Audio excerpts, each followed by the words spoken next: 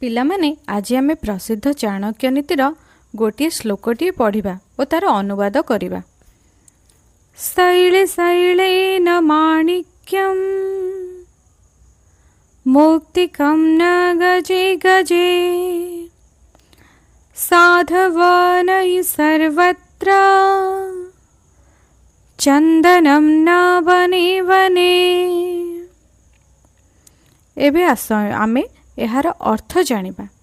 ଶୈଳେ ଶୈଳେ ନ ମାଣିକ୍ୟମ୍, ଶୈଳେ ମାନେ ପର୍ବତରେ, ପ୍ରତ୍ୟେକ ପର୍ବତରେ ବା ପାହାଡ଼ରେ ମୂଲ୍ୟବାନ ରତ୍ନ ବା ମାଣିକ ମିଳେ ନାହିଁ।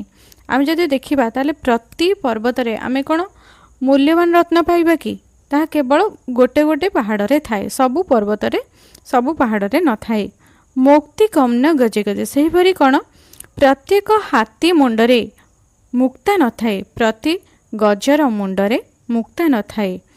ସାଧବ ନାହିଁ ସର୍ବତ୍ର, ସାଧୁ ବ୍ୟକ୍ତି ବା ସଜ୍ଜନ ବା ଜ୍ଞାନୀ ଲୋକ ବା ଉତ୍ତମ ଚରିତ୍ରର ଲୋକ ସବୁ ସ୍ଥାନରେ ମିଳନ୍ତି ନାହିଁ, ତାହା କେବଳ ଅଳ୍ପ କିଛି ଜାଗାରେ ମିଳନ୍ତି।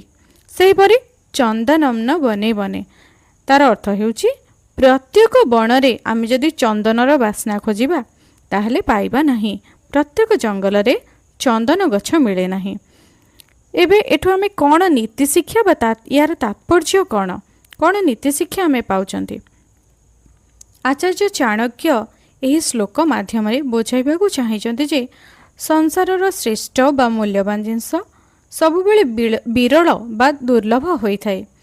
ଯେପରି ସାଧାରଣ ପଥର ସବୁଠି ମିଳେ କିନ୍ତୁ ରତ୍ନ ଖୋଜିବାକୁ ପଡ଼େ, ଠିକ୍ ସେହିପରି ଦୁନିଆର ସାଧାରଣ ଲୋକ ତ ସବୁଠି ଅଛନ୍ତି, କିନ୍ତୁ ସାଧୁ ପରୋପକାରୀ ଯେଉଁମାନେ ସଚ୍ଚୋଟ ବ୍ୟକ୍ତି ସେମାନଙ୍କୁ ଆମକୁ ଖୋଜିବାକୁ ପଡ଼େ, ଆଉ ସେମାନେ ବହୁତ କମ୍ ମିଳିଥାନ୍ତି ଆମ ଜୀବନରେ।